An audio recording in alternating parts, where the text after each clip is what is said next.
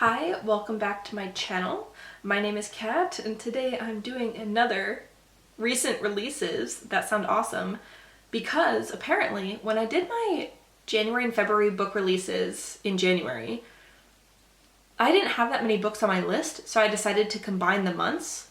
But then a bunch of publishers got their act together and released releases on Goodreads that weren't previously there. So needless to say, I have more recent releases that sound amazing that I've added to my TBR.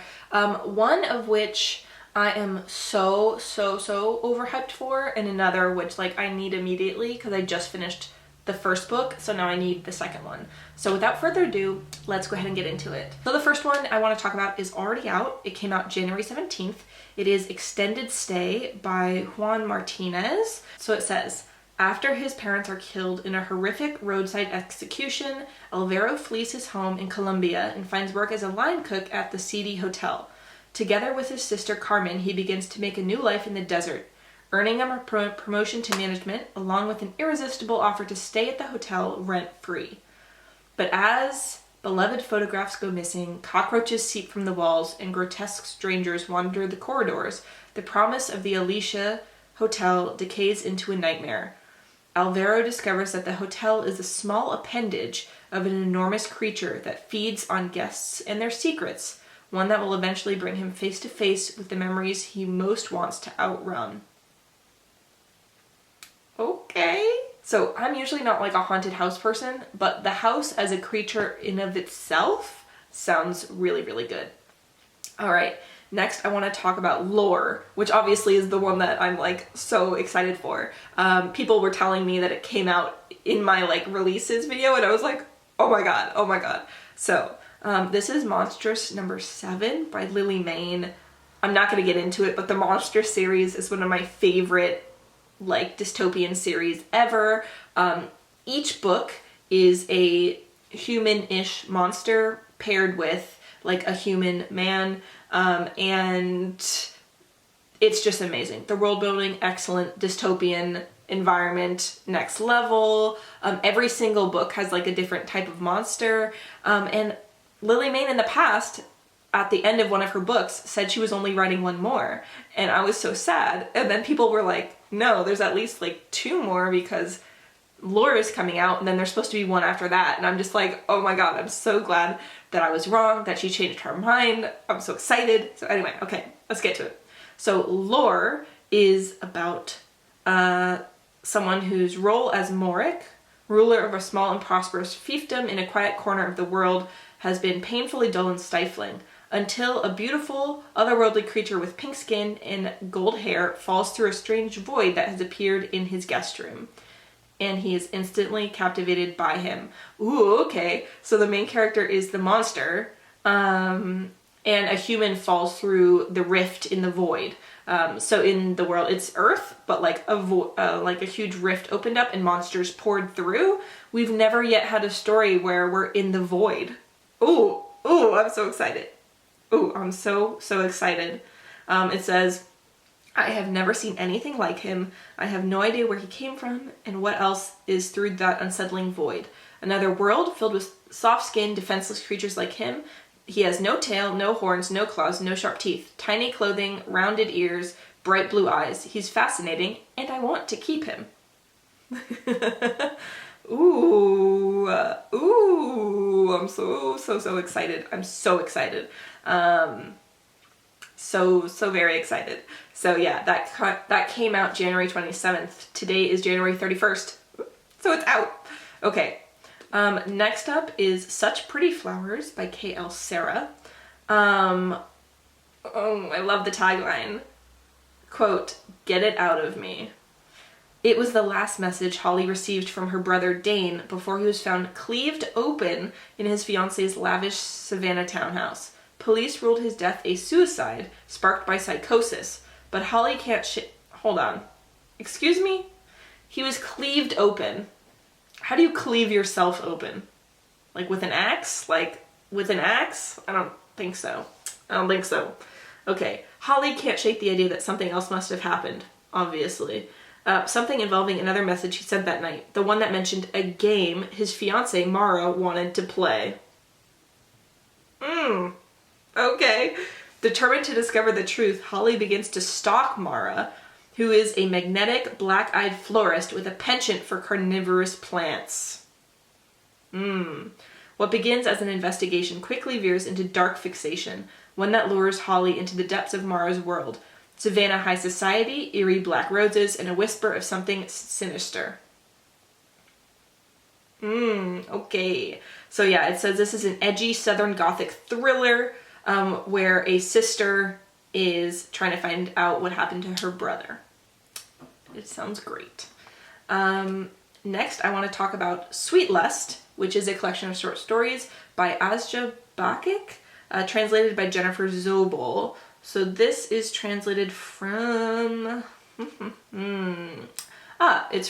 she's from Bosnia. The author is from Bosnia.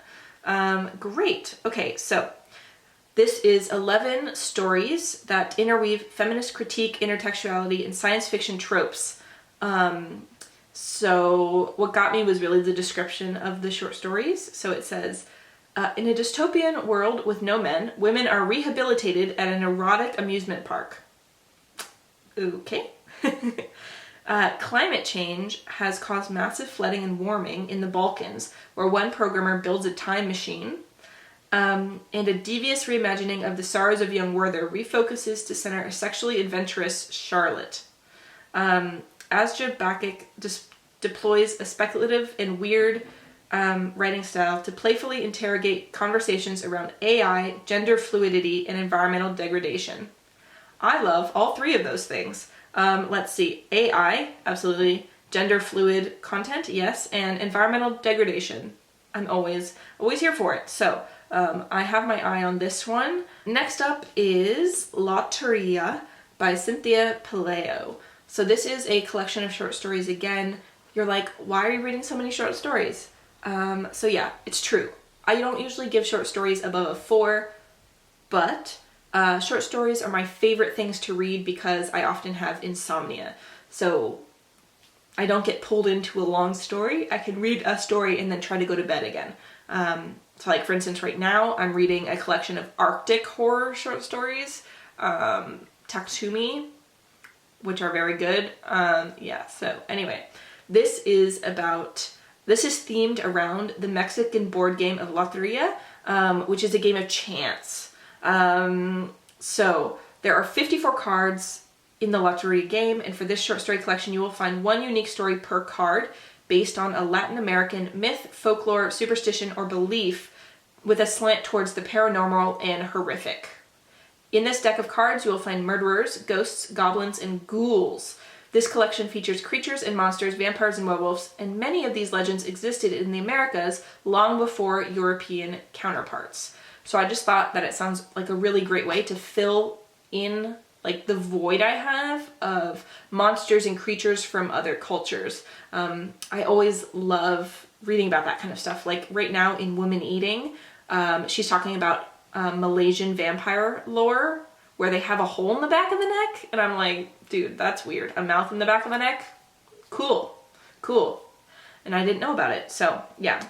This sounds great. Okay, and the last one that is definitely on my list is Immortality, a Love Story, which is the second in the Anatomy duology by Donna Schwartz. So I recently read the first book in this duology, which I can't wait to wrap it up for you guys. If you like Frankenstein like me, I think you'll absolutely love it.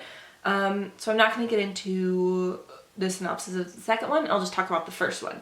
So in the first one, we're following a lady, Hazel Sinnott, who wants to be a doctor. At that time, it's called an anatomist.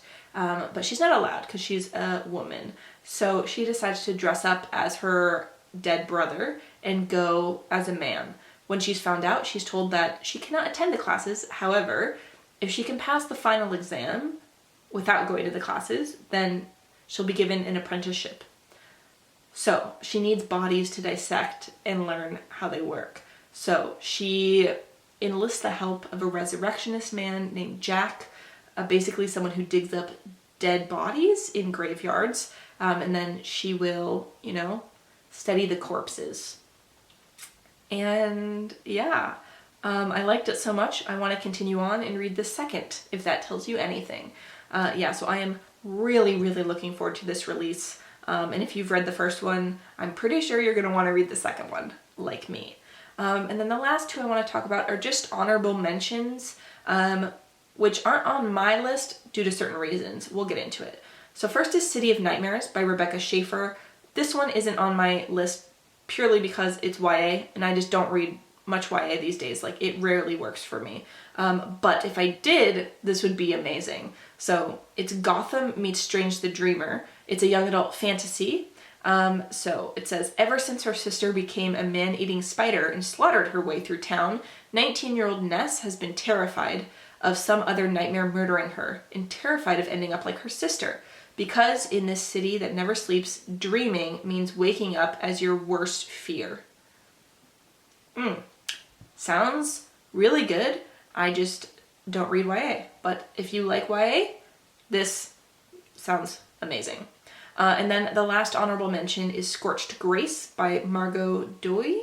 So this is about Sister Holiday, a chain-smoking, heavily tattooed queer nun who puts her amateur sleuthing skills to the test in this debut crime novel.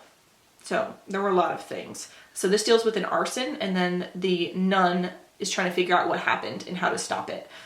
So the things that get to me are obviously tattooed queer nun, but where it loses me is amateur sleuthing skills crime novel. So I'm not huge usually on like crime procedurals or mystery thrillers. They're not my favorite, but if they are your favorite, then maybe this is the perfect combination for you. So these were ones that I just didn't have in my first video, but that I thought needed to be brought to your attention because they sound absolutely excellent. I'm excited for all of these, every single one. So yeah, without further ado, I will see you in another video soon. Oh, and let me know if there's any releases that I missed that you think I would like, obviously, or even like ones that are coming out later in the year that I should put on my list. Okay, for real this time, I will see you later. Lots of love. Bye.